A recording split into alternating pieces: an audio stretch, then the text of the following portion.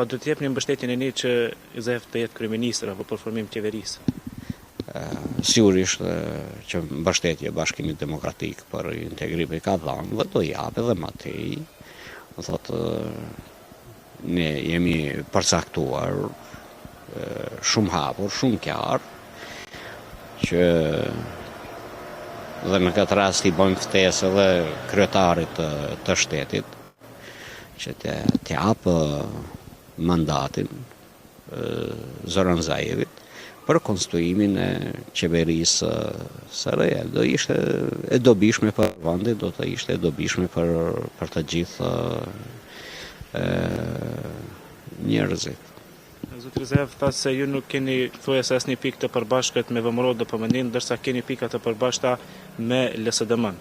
A është edhe kjo një hap të themi drejt koalicionit të mundshëm të ardhshëm mes BDI-s dhe LSDM-s?